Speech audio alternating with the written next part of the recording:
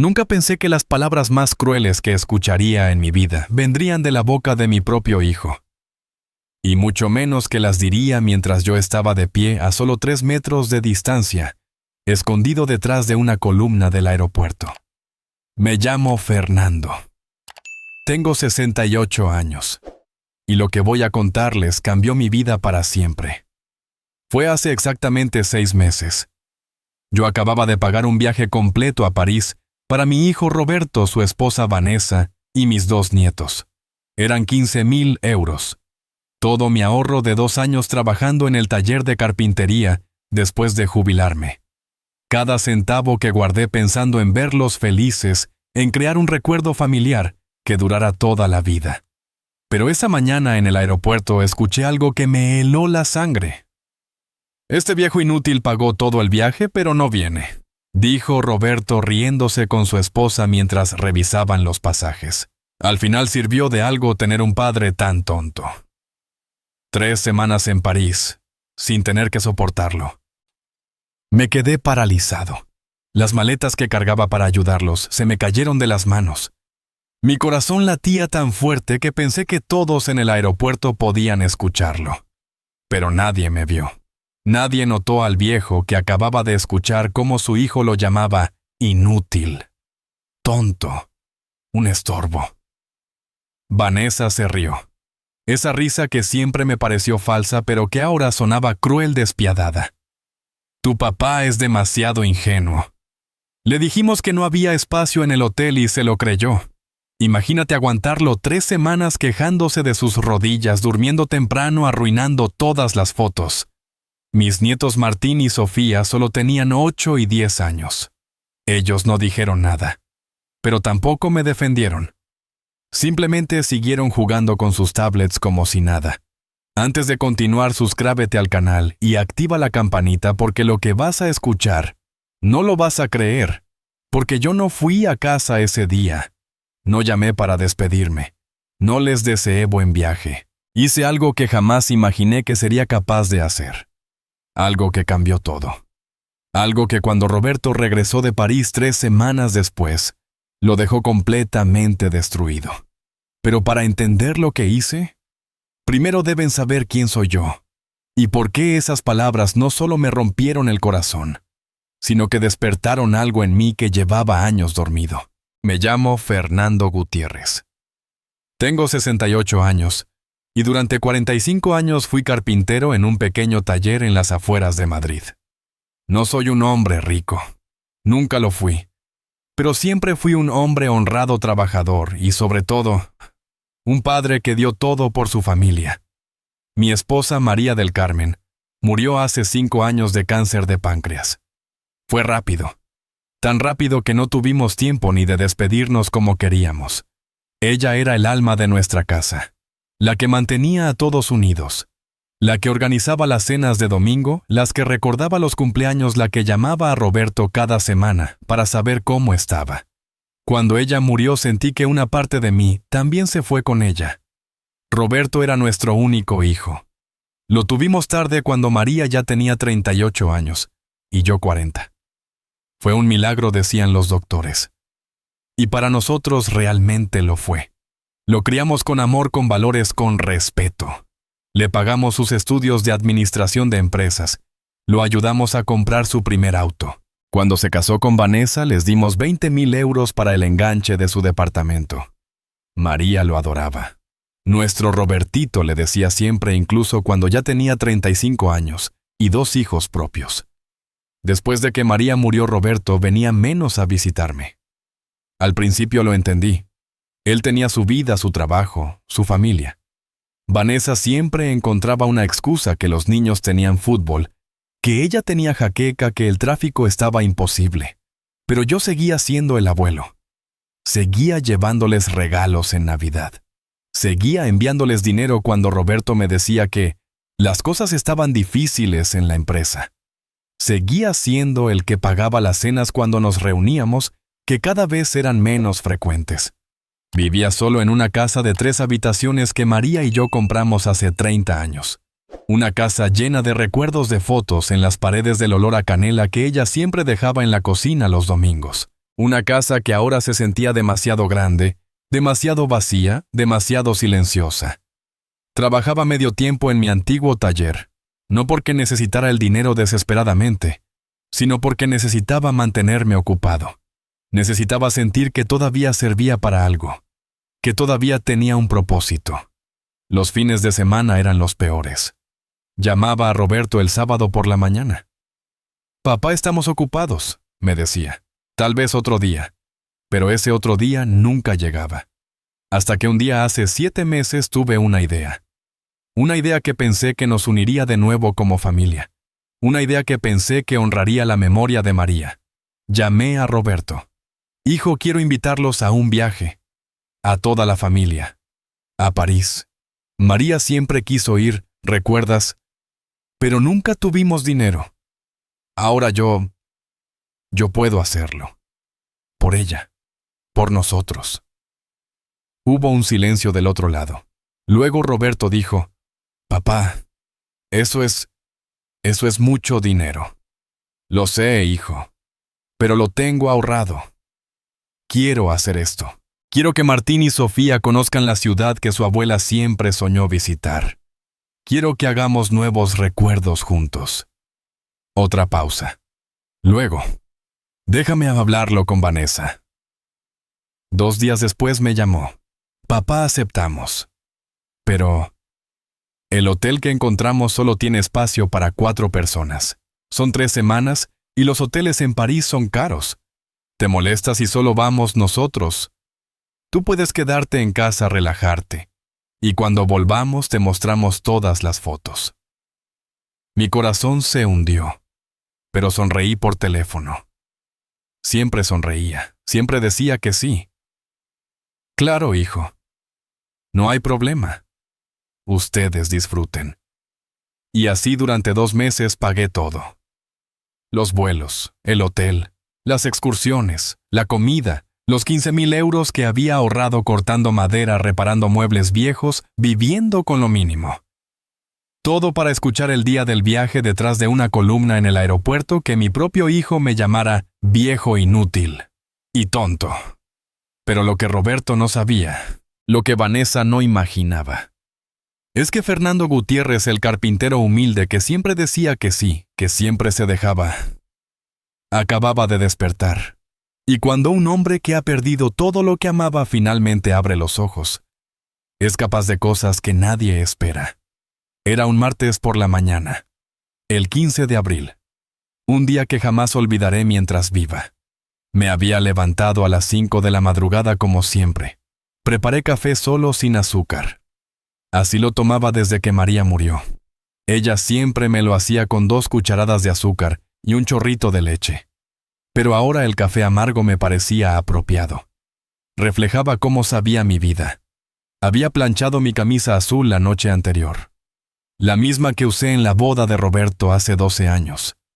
Me afeité con cuidado, me puse colonia, hasta me corté las uñas. Quería verme presentable para despedirlos, para la foto familiar que me habían prometido antes de pasar seguridad. Una foto en el aeropuerto, papá, para el recuerdo. Me había dicho Roberto por teléfono 3 días antes. Conduje hasta el aeropuerto en mi viejo Seat del 98. El tráfico estaba tranquilo. Escuchaba la radio, una estación de música clásica que a María le encantaba. Beethoven sonaba suave mientras yo pensaba en lo orgullosa que estaría ella. Robertito iba a París, con sus hijos, cumpliendo el sueño que nosotros nunca pudimos. Llegué 2 horas antes del vuelo. Quería ayudarlos con las maletas. Roberto me había dicho que traían 4 maletas grandes. Son 3 semanas, papá. Los niños necesitan ropa para todo. Me estacioné y caminé hacia la terminal internacional. El aeropuerto estaba lleno de familias. Vi a un niño pequeño corriendo hacia su abuelo con los brazos abiertos. El abuelo lo levantó en el aire y ambos rieron. Sonreí. Pronto Martín y Sofía me abrazarían así. O eso pensaba. Los vi antes de que ellos me vieran a mí. Estaban en la zona de check-in. Roberto vestía una chaqueta de cuero nueva que no le conocía. Vanessa llevaba lentes de sol caros, de esos que cuestan lo que yo ganaba en un mes. Los niños estaban impecables con ropa de marca. Me acerqué cargando una bolsa. Dentro había regalos para el viaje, chocolates para los niños, una bufanda para Vanessa, que había visto en una tienda, y pensé que le gustaría, y para Roberto un reloj antiguo que había pertenecido a mi padre. Mi padre se lo dio a mí antes de morir, y yo quería que Roberto lo tuviera. Era de oro de los años 50, valía fácil 3,000 euros. Pero entonces, cuando estaba a unos 10 metros de distancia detrás de una columna grande del aeropuerto, escuché la voz de Vanessa. «¿Le dijiste a tu papá que ya nos íbamos?», preguntó mientras revisaba su teléfono. «Sí, le mandé un mensaje en la mañana. Le dije que no viniera, que el tráfico estaba horrible», respondió Roberto sacando los pasaportes. Yo no había recibido ningún mensaje. Me detuve. Algo en el tono de sus voces me hizo quedarme quieto, oculto. Algo en mi interior me dijo: «Espera». «Mejor así», continuó Vanessa. «No quiero que arruine las fotos con su cara de amargado. Además, 3 semanas aguantándolo hubieran sido un infierno». «Ya sé», dijo Roberto riendo. «¿Te imaginas? Ay, mis rodillas. Ay, estoy cansado. Ay, en mis tiempos esto costaba menos. No, gracias. Que se quede en su casa con sus muebles viejos». Sentí como si alguien me hubiera golpeado en el estómago. La bolsa con los regalos pesaba en mis manos. El reloj de mi padre dentro de ella de repente se sentía como una piedra en mi corazón. «Martín, Sofía, vengan», llamó Vanessa. Los niños se acercaron. «Recuerden, si el abuelo llama mientras estamos en París, ustedes no contestan. Déjenlo ir al buzón». «¿Por qué, mamá?», preguntó Sofía con su voz inocente de niña de 8 años. «Porque el abuelo habla mucho y es aburrido, cariño. Estamos de vacaciones. No queremos que nos quite el tiempo con sus historias deprimentes». Martín se rió. Mi nieto de 10 años se rió. Roberto no dijo nada. No los corrigió. No me defendió. Simplemente siguió empacando documentos en su mochila como si nada. Y entonces vino la puñalada final. La frase que cambió todo.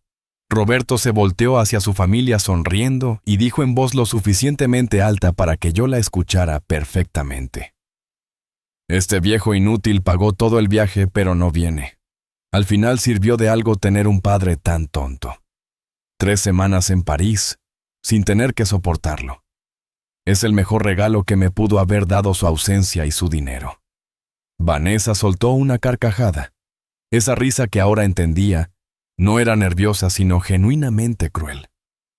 Las piernas me temblaron. Quise gritar. Quise salir de detrás de esa columna y encararlos. Preguntarles cómo podían decir esas cosas. Yo que les había dado todo. Yo que acababa de vaciar mi cuenta de ahorros por ellos. Pero no lo hice. Me quedé ahí paralizado viendo cómo mi único hijo, el niño que cargué en mis hombros cuando aprendió a caminar, el joven al que enseñé a cambiar un neumático, el hombre al que di 20,000 euros para su primer hogar. Me llamaba inútil, tonto, un estorbo. La bolsa se me cayó. Los chocolates rodaron por el suelo. La bufanda se ensució. El reloj de mi padre, el reloj que había sobrevivido 2 generaciones, hizo un ruido seco contra el piso de mármol. Nadie lo notó. Ellos seguían riendo. Me agaché lentamente, recogí las cosas con manos temblorosas y caminé hacia atrás, hacia la salida, hacia el estacionamiento, hacia mi auto viejo que de repente se sentía como el único lugar seguro en el mundo. Me senté en el asiento del conductor. Cerré la puerta. Y por primera vez en 5 años desde que María murió, lloré. Lloré como no sabía que todavía podía llorar. Lloré por el hombre ingenuo que fui, por el padre que dio todo y no recibió ni respeto a cambio. Pero mientras las lágrimas caían, algo más crecía dentro de mí. No era tristeza, no era autocompasión, era claridad, fría, absoluta, implacable. Y en ese momento, sentado en mi auto, viendo a través del parabrisas empañado cómo mi familia abordaba un vuelo pagado con mi sudor, tomé la decisión más importante de mi vida.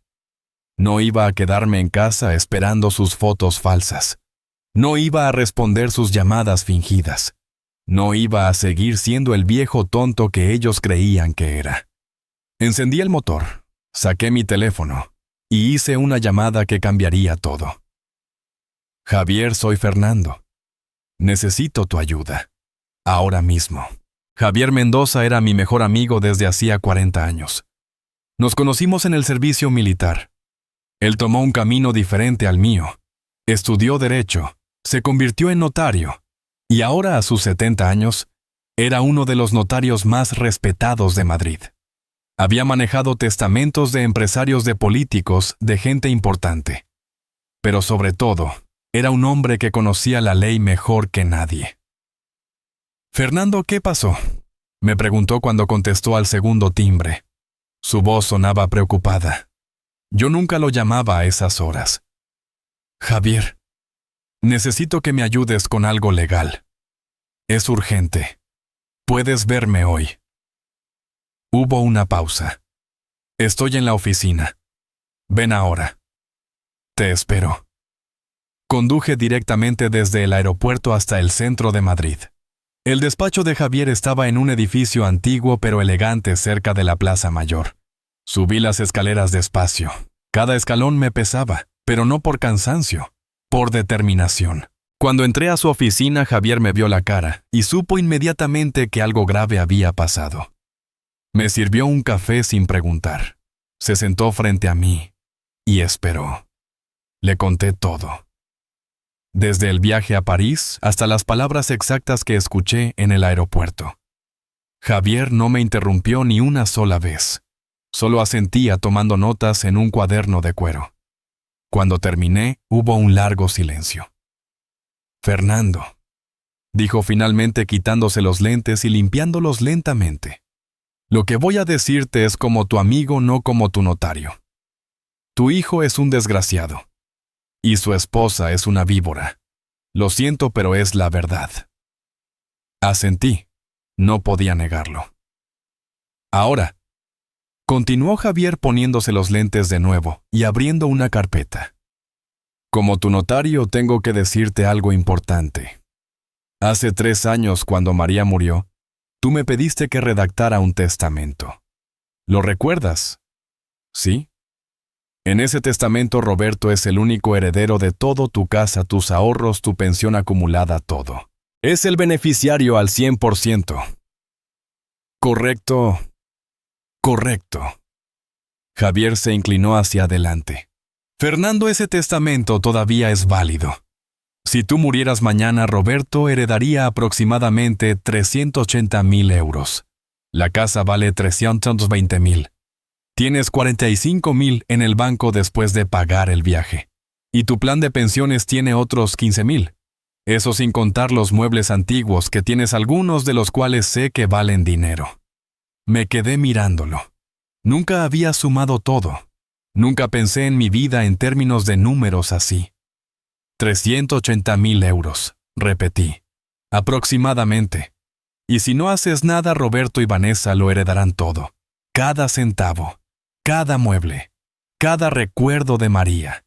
Y por lo que me acabas de contar, lo venderán antes de que tu cuerpo esté frío. Sentí náuseas. Podía ver exactamente eso sucediendo. Vanessa contratando una empresa para vaciar la casa. Roberto vendiendo los muebles que yo hice con mis propias manos. Martín y Sofía jugando en habitaciones que alguna vez fueron mías, sin saber siquiera quién las construyó. «¿Qué puedo hacer?», pregunté. Javier sacó varios documentos. «Legalmente puedes hacer varias cosas.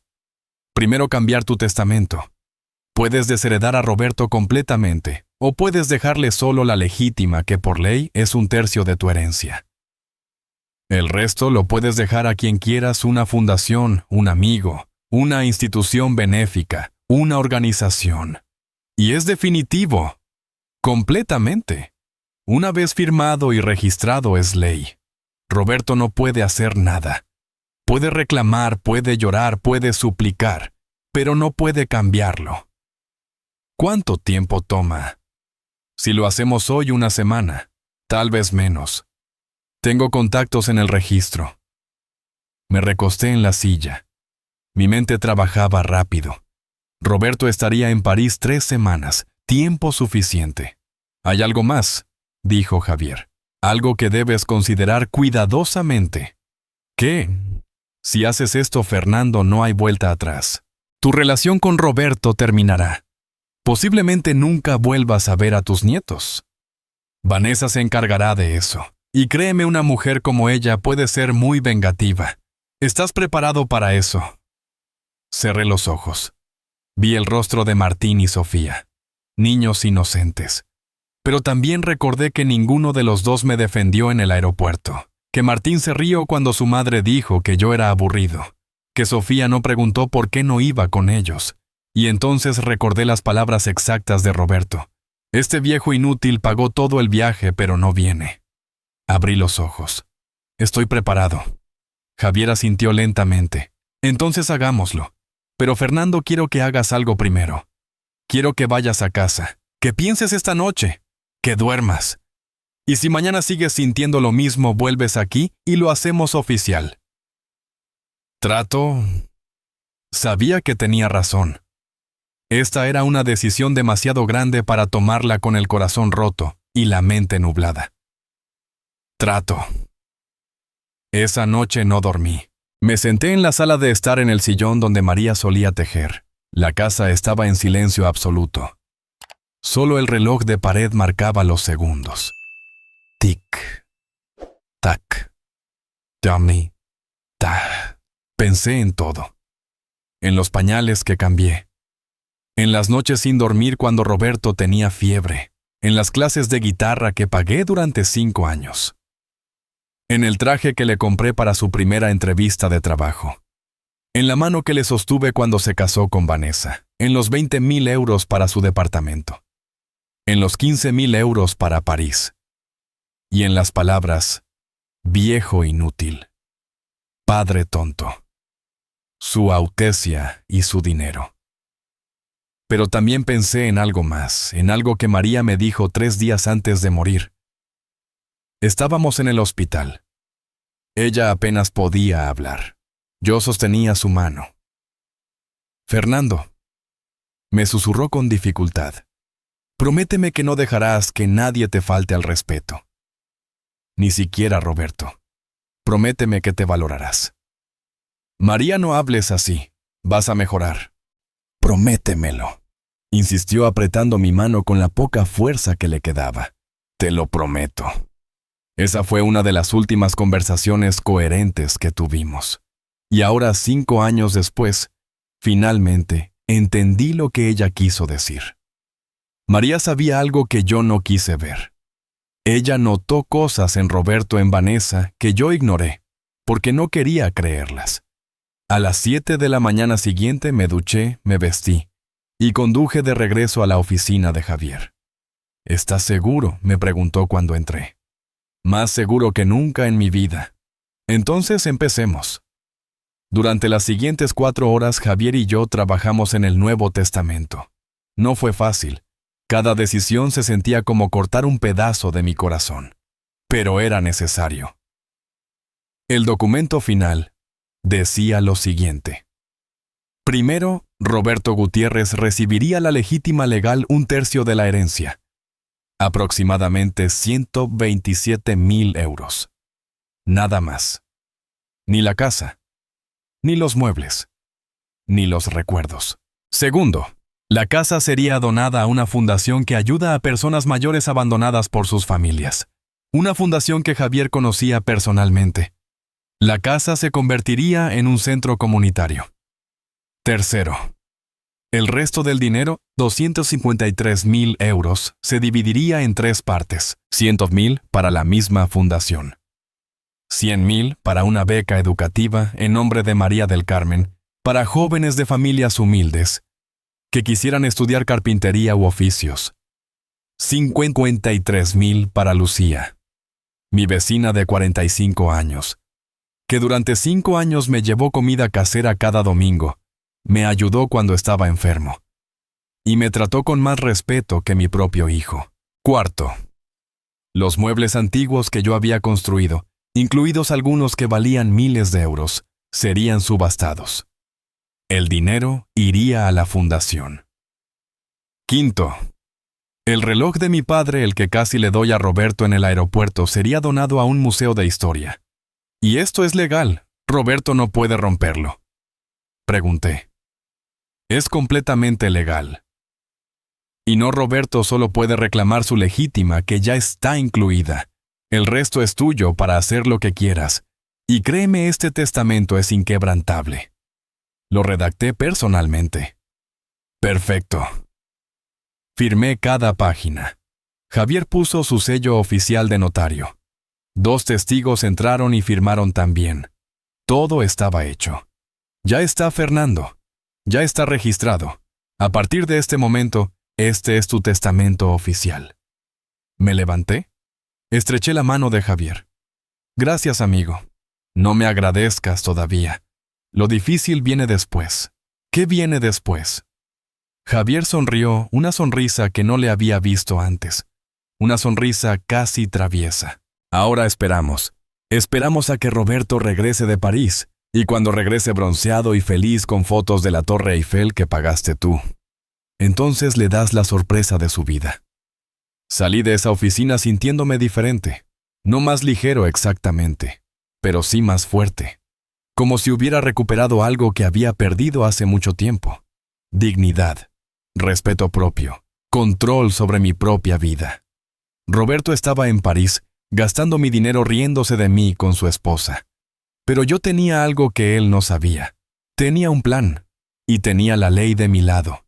Y cuando regresara la sonrisa se le borraría de la cara para siempre. Los primeros 3 días después de firmar el testamento fueron los más extraños de mi vida. Me despertaba cada mañana esperando sentirme arrepentido. Esperando ese peso en el pecho que te dice que cometiste un error. Pero no llegaba. En su lugar había algo diferente. Algo que no sentía desde hacía años. Paz. Pero también había momentos oscuros. Momentos en los que la realidad de lo que había hecho me golpeaba como una ola fría. La primera noche me senté en la habitación de Roberto, la que todavía mantenía exactamente como la dejó cuando se fue de casa hace 12 años. Las paredes azules, los trofeos de fútbol de cuando tenía 15, la foto de su graduación. Toqué la almohada de su cama. Olía a polvo y tiempo. Me pregunté cuándo fue la última vez que Roberto entró a este cuarto. Cuándo fue la última vez que miró estas paredes y recordó que aquí creció, que aquí su madre le leía cuentos cada noche, que aquí yo me sentaba cuando tenía pesadillas y le decía que todo estaría bien. ¿Qué hice mal, María? Susurré al aire vacío. ¿Dónde me equivoqué? Esperaba una respuesta que sabía que nunca vendría. Los muertos no hablan, pero a veces en el silencio puedes escuchar lo que ya sabías en el fondo de tu corazón. No hice nada mal. Roberto eligió ser quien es. Al 4.º día Lucía tocó mi puerta con un tupper de lentejas. Era domingo. Como cada domingo durante 5 años. Fernando, te ves cansado. Me dijo al entrar poniendo las lentejas en la cocina con familiaridad. ¿Estás comiendo bien? Lucía era viuda también. Perdió a su esposo hace 7 años en un accidente de tráfico. Tenía una hija que vivía en Barcelona y la visitaba cada 2 meses. Éramos vecinos desde hace 20 años, pero nos hicimos cercanos después de que ambos perdimos a nuestras parejas. Estoy bien, Lucía. Solo pensando. Ella me sirvió las lentejas sin preguntar. Se sentó frente a mí en la mesa de la cocina, la misma mesa donde María y yo desayunábamos cada mañana durante 30 años. ¿Roberto ya está en París?, preguntó probando las lentejas. Asentí sin decir nada. ¿Y tú te quedaste aquí solo después de pagar todo? La miré. Lucía siempre fue directa. Nunca con malicia, pero tampoco se andaba con rodeos. Sí, Fernando, dijo dejando la cuchara. No soy quien para decir esto, pero ese hijo tuyo es un mal agradecido. María, que en paz descanse, estaría furiosa. Por primera vez en días sonreí. Una sonrisa pequeña pero real. Lo sé. ¿Y qué vas a hacer al respecto? Esa pregunta me sorprendió. ¿A qué te refieres? Te conozco, Fernando Gutiérrez. Te conozco hace 20 años. Sé cuando estás tramando algo. Tienes esa mirada. La misma que tenías cuando descubriste que el dueño del taller te estaba robando horas extra y esperaste 6 meses juntando pruebas antes de confrontarlo. Me reí. Había olvidado ese episodio. Tenía razón. Siempre he sido paciente. Demasiado paciente, tal vez. Pero cuando finalmente actúo, lo hago bien. Digamos que tomé ciertas medidas, dije cuidadosamente. Lucía me estudió con esos ojos marrones que no se perdían nada. Luego asintió lentamente. Bien. Ese muchacho necesita aprender que las acciones tienen consecuencias. No le conté sobre el testamento. No todavía. Pero su apoyo, su simple reconocimiento de que no estaba loco por sentirme traicionado, significó más de lo que ella podría imaginar. Los días se convirtieron en semanas. Roberto me mandaba mensajes ocasionales desde París, mensajes cortos sin emoción. Hola papá, todo bien aquí, saludos. Fotos genéricas de la Torre Eiffel. Del Arco del Triunfo. Ninguna foto de ellos. Ninguna foto que mostrara que realmente estaban pensando en mí. Yo respondía igual de frío. Qué bien, cuídense. Cada noche me sentaba en el taller que tenía en el sótano de la casa, el lugar donde pasé miles de horas creando mesas, sillas, estanterías. El olor a madera, a barniz, a serrín, era lo único que me mantenía cuerdo. Comencé un proyecto nuevo. Una caja de madera. No muy grande, tallada a mano con diseños intrincados. Era para guardar las cartas que María me escribió durante nuestro noviazgo. Cartas que nunca mostré a nadie. Cartas que ahora leía cada noche antes de dormir. En una de ellas escrita cuando teníamos 25 años, María escribió algo que ahora resonaba diferente. Fernando, mi amor. Amor, eres demasiado bueno para este mundo. Demasiado generoso. A veces me preocupa que la gente se aproveche de ti. Prométeme que siempre sabrás cuándo poner límites. Prométeme que no dejarás que nadie, ni siquiera yo, te haga sentir menos de lo que vales. Doblé la carta con cuidado. Mis manos temblaban ligeramente. Lo prometí, María, y ahora lo estoy cumpliendo. El día 15 de su viaje, Roberto me llamó por videollamada. Era tarde en la noche para mí, temprano, en la tarde para ellos. Papá, dijo con una sonrisa enorme. Detrás de él podía ver un café parisino. Vanessa estaba sentada a su lado con lentes de sol. Los niños comían croissants. Hijo, respondí con voz neutral. Solo queríamos decir hola, los niños te mandan saludos. Hola, abuelo, dijeron Martín y Sofía al unísono sin levantar la vista de sus croissants. Hola, niños. Hubo un silencio incómodo. Roberto no sabía qué decir. Yo no iba a ayudarlo. Bueno, papá, solo queríamos que supieras que lo estamos pasando increíble. Gracias de nuevo por, ya sabes, por hacer esto posible. De nada. Más silencio. ¿Estás bien, papá? Te oyes raro. Estoy perfectamente bien, Roberto. Disfruten el viaje. Nos vemos cuando regresen. Colgué antes de que pudiera responder. Vanessa me miró extrañada en esos últimos segundos antes de cortar la llamada. Ella sintió algo. Las víboras siempre tienen buen instinto. La última semana fue la más larga. Javier me llamaba cada 2 días. Todo listo, Fernando. Todo listo. Seguro que quieres hacer la confrontación. Puedes simplemente enviarles una carta certificada con copia del testamento. No. Quiero verle la cara. Quiero que sepa exactamente por qué lo hice. Entonces prepárate, porque va a ser feo. Lo sé. El día 21, el día que regresaban, me desperté a las 5 de la mañana. No porque pusiera alarma. Simplemente no podía dormir. Me duché. Me afeité. Me puse mi mejor camisa. La misma camisa azul del aeropuerto, pero esta vez planchada con más cuidado. Esta vez con un propósito diferente. Desayuné tranquilo. Pan tostado con tomate. Café solo. Leí el periódico completo, algo que no hacía desde que María murió. A las 10 de la mañana Roberto me mandó un mensaje. Papá, llegamos bien. Estamos cansados.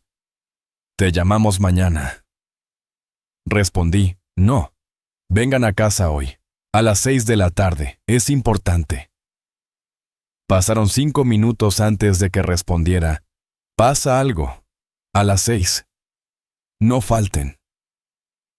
A las 5 de la tarde Javier llegó a mi casa. Traía su maletín de cuero. Dentro copias certificadas del Nuevo Testamento. ¿Listos?, me preguntó. Me serví un vaso de agua. Mis manos ya no temblaban. Mi corazón latía normal. Estaba en paz con lo que estaba a punto de hacer. Listo. A las 6, en punto exacto, escuché el auto de Roberto estacionarse afuera. Escuché las puertas cerrarse, voces, pasos en la entrada. El timbre sonó. Abrí la puerta. Roberto estaba bronceado. Vanessa llevaba un bolso nuevo, obviamente caro. Los niños se veían aburridos, cansados del viaje. «Hola, papá», dijo Roberto intentando abrazarme. Di un paso atrás. «Pasen, tenemos que hablar». Algo en mi tono hizo que la sonrisa de Roberto se congelara. Vanessa me miró con esos ojos de halcón. Los niños entraron sin saludar directo a la sala. «Papá, ¿qué pasa? Estamos cansados del vuelo. Siéntense», interrumpí. Mi voz era firme, tranquila, pero con un filo que nunca habían escuchado antes. Se sentaron en el sofá. Yo me quedé de pie. Javier salió de la cocina con su maletín. «¿Quién es él?», preguntó Vanessa con tono defensivo. «Él es Javier Mendoza, mi notario, mi abogado y mi amigo». El color comenzó a desaparecer de la cara de Roberto. «Papá, ¿qué está pasando?». Respiré profundo. Este era el momento en que todo cambiaría para siempre. Y yo estaba completamente listo. «Roberto», comencé, mi voz calmada pero firme como el acero. «Hace 21 días, el día que te fuiste a París, llegué al aeropuerto 2 horas antes de tu vuelo. Llevaba regalos, chocolates para los niños, una bufanda para Vanessa y para ti, el reloj de oro de tu abuelo, el que él me dio antes de morir. Vale 3,000 euros». Roberto parpadeó confundido. Vanessa se cruzó de brazos. «No te vi porque decidí no acercarme», continué. «Pero yo sí te escuché. Los escuché a ambos». El silencio en la sala se volvió denso, pesado. Roberto se puso pálido. «Escuché cuando dijiste, y cito textualmente, este viejo inútil pagó todo el viaje, pero no viene. Al final sirvió de algo tener un padre tan tonto. 3 semanas en París, sin tener que soportarlo». «Papá, yo no he terminado», dije levantando la mano. Mi voz no subió de volumen, pero el peso de mis palabras llenó cada rincón de la habitación. También escuché cuando Vanessa dijo que mi presencia arruinaría las fotos, que 3 semanas conmigo serían un infierno. Y escuché cuando le dijeron a mis nietos que no me contestaran el teléfono porque el abuelo es aburrido y deprimante. Martín y Sofía se miraron incómodos. Sofía comenzó a llorar silenciosamente. Vanessa se puso de pie. «Fernando, estás malinterpretando. Siéntate». Fue la primera vez en toda la conversación que levanté la voz. Vanessa se sentó inmediatamente sorprendida. Yo nunca gritaba. Nunca.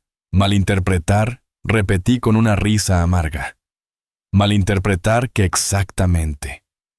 Malinterpretar la palabra inútil, la palabra tonto, la palabra viejo. No, Vanessa. Escuché perfectamente. Y fueron las palabras más claras que he escuchado en mi vida. Roberto tenía lágrimas en los ojos ahora. «Papá, lo siento. Yo no quise». «¿No quisiste qué?».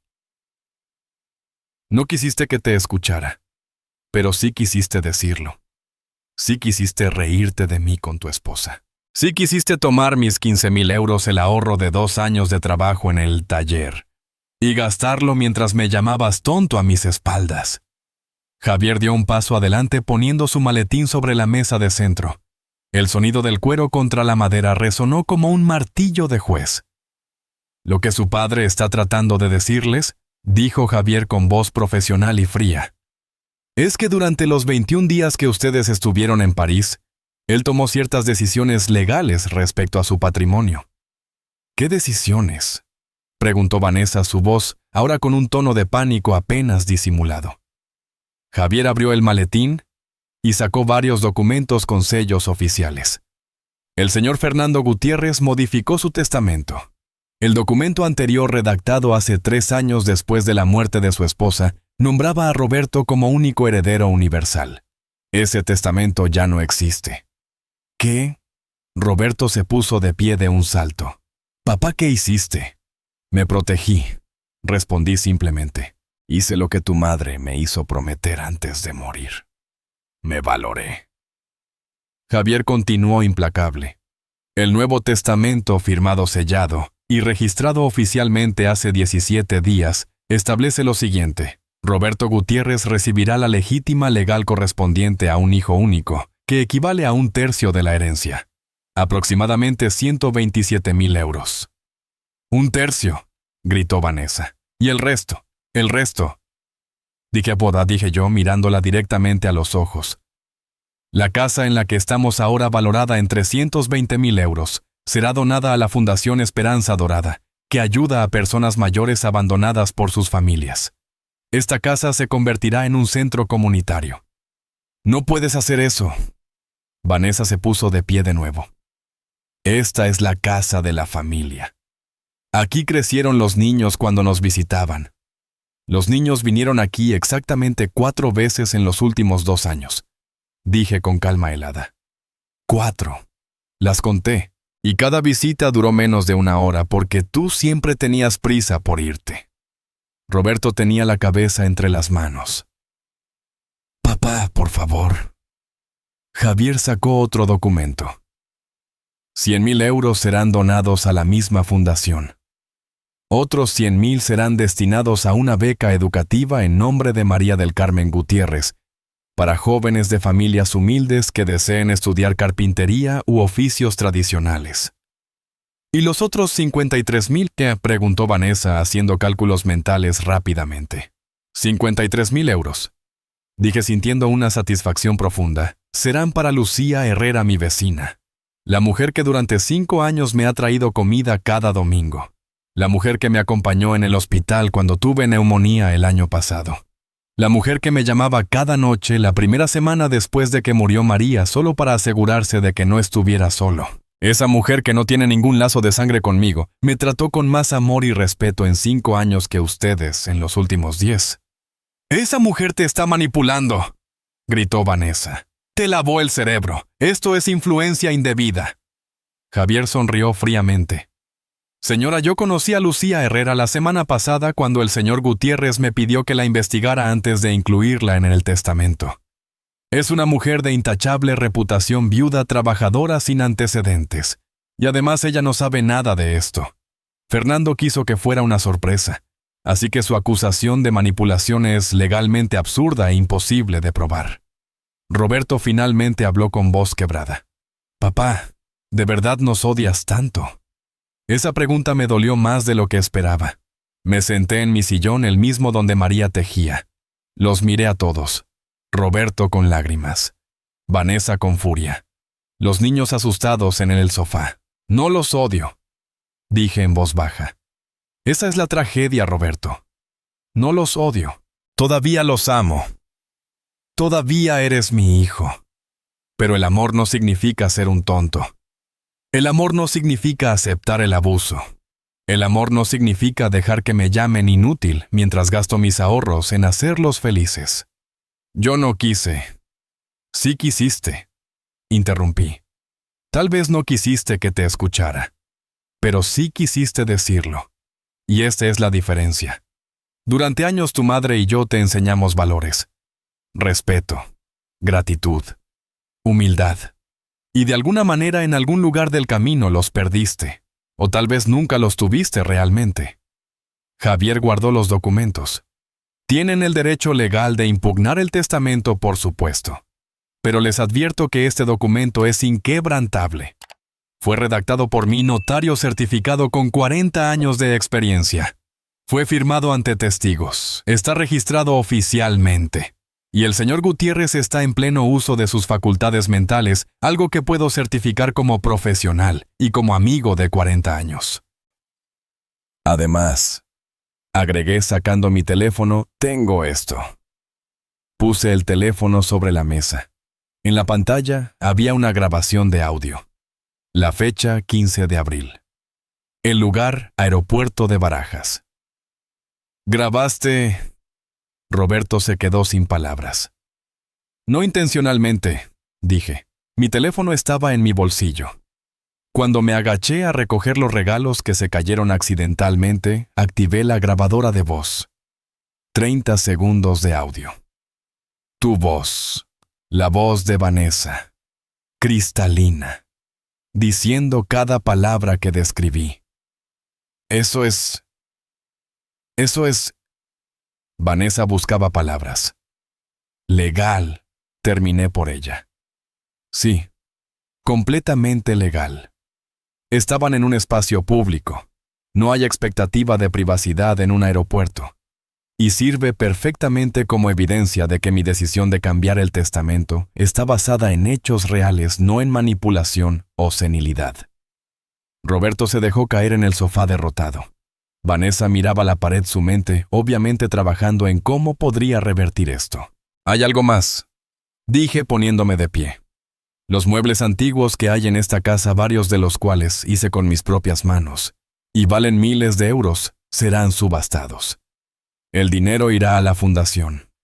El reloj de tu abuelo será donado al Museo de Historia de Madrid». «Papá, ese reloj era para mí», dijo Roberto con voz rota. «Lo era», asentí.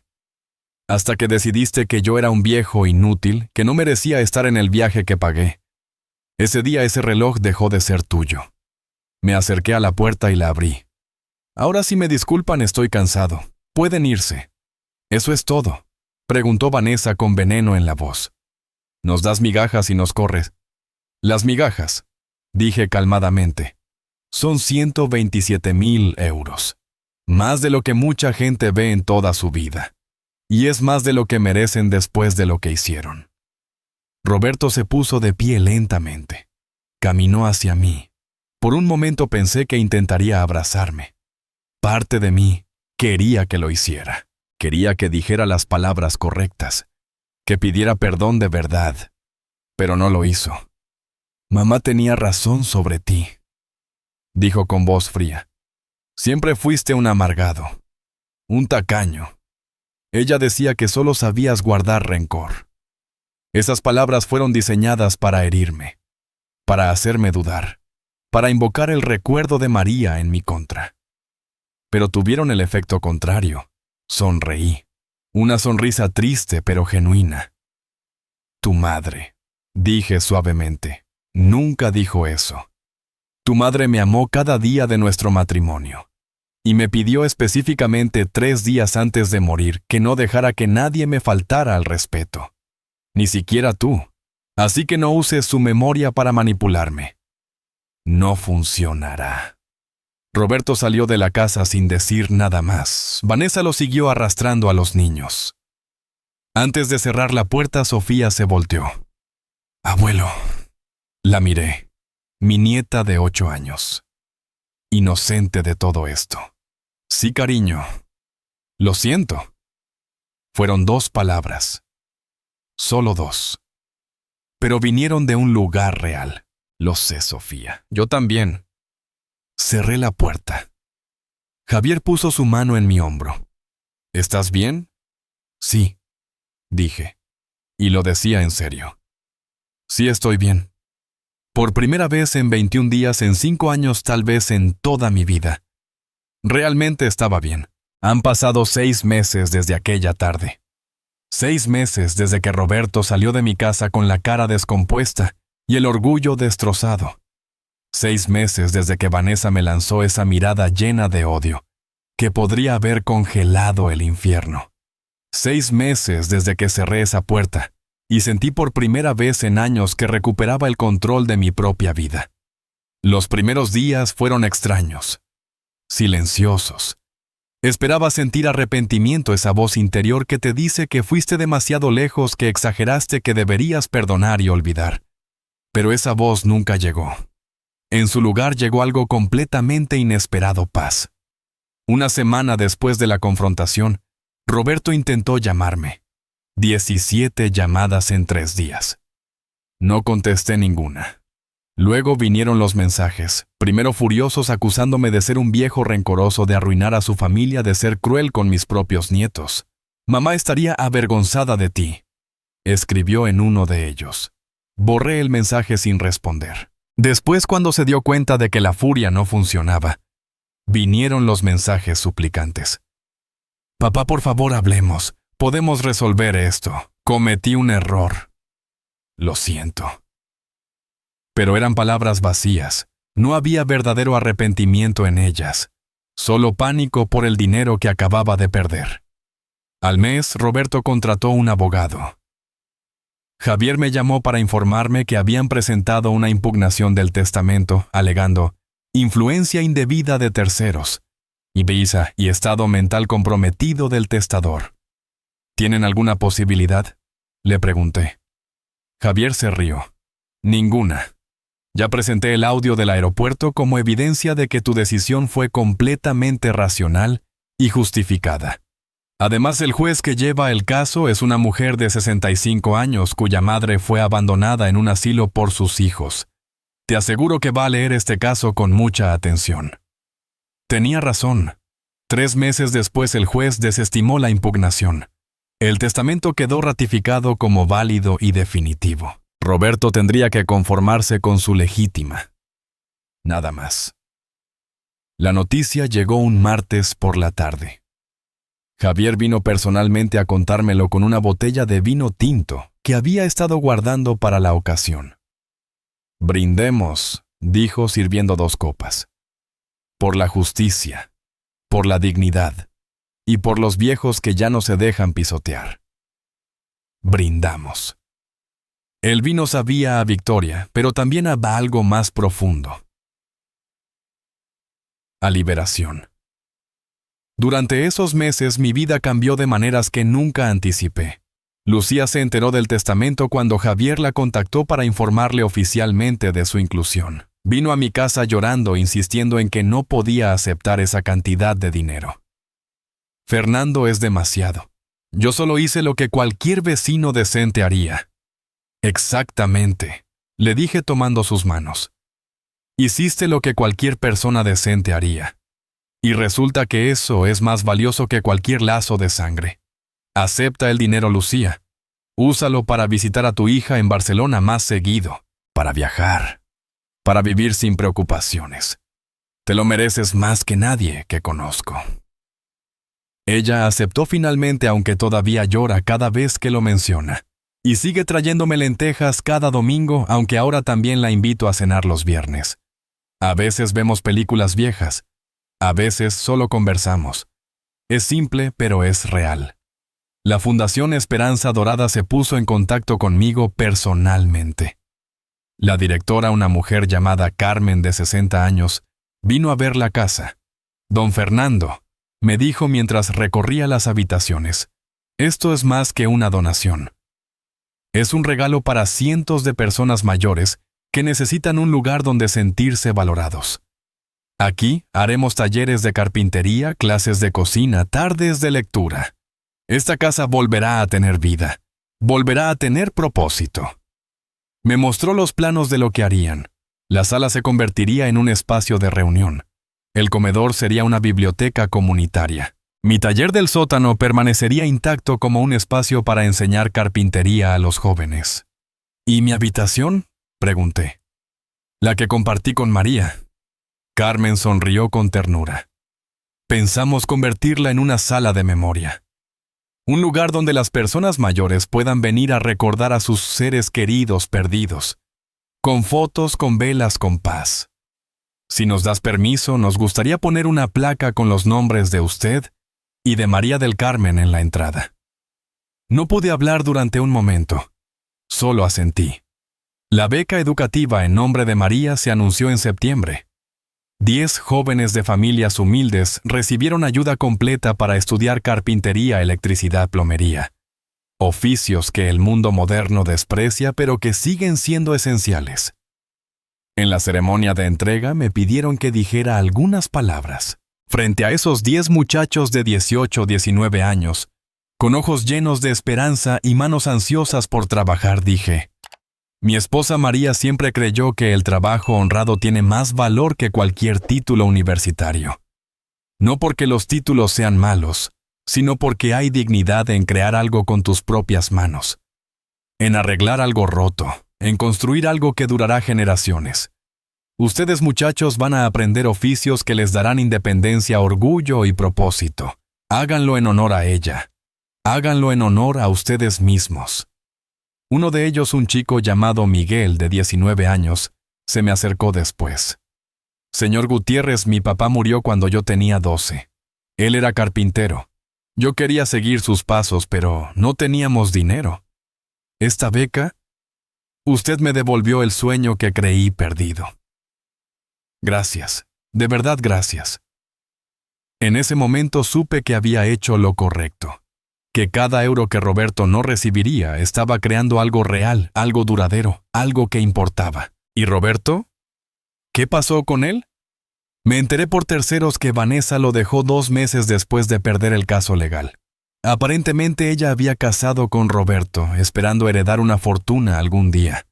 Cuando se dio cuenta de que solo recibirían 127,000 euros, que divididos en una separación serían apenas 60,000, para ella decidió que no valía la pena quedarse. Se llevó a los niños, Martín y Sofía, mis nietos. Esa parte sí me dolió. No voy a mentir. Hay noches en que pienso en ellos, en que me pregunto si entenderán algún día lo que pasó, si Vanessa les estará llenando la cabeza de mentiras sobre mí. Pero luego recuerdo que Sofía me dijo: lo siento, ese día, que en sus ojos de 8 años había algo genuino, y tengo que confiar en que cuando crezca, cuando sea mayor, tal vez busque la verdad por sí misma. Roberto intentó contactarme una última vez hace 2 meses, no por teléfono esta vez, sino en persona. Apareció en la puerta de la casa una tarde de domingo. Se veía diferente, más delgado, más viejo, derrotado. Papá, dijo simplemente. No lo invité a pasar. Nos quedamos en la puerta. ¿Qué quieres, Roberto? Solo quería decirte que Vanessa se fue. Se llevó a los niños, estoy solo. Esperé, no dije nada. Y me di cuenta de que tenías razón. Sobre ella, sobre mí, sobre todo. Y quiero disculparme. De verdad, no por el dinero, ya entendí que eso está decidido. Sino por haberte faltado al respeto, por haberte llamado esas cosas, por no valorarte cuando tenía la oportunidad. Lo miré a los ojos. Buscaba sinceridad. Y la encontré. Pero también encontré algo más, era demasiado tarde. Roberto, dije con voz calmada, aprecio tus palabras. De verdad. Pero el perdón no borra las consecuencias. Tú tomaste decisiones, yo tomé las mías. Y ambos tenemos que vivir con ellas. Pero eres mi padre, y tú eres mi hijo, y siempre lo serás. Pero ser padre no significa ser un tonto.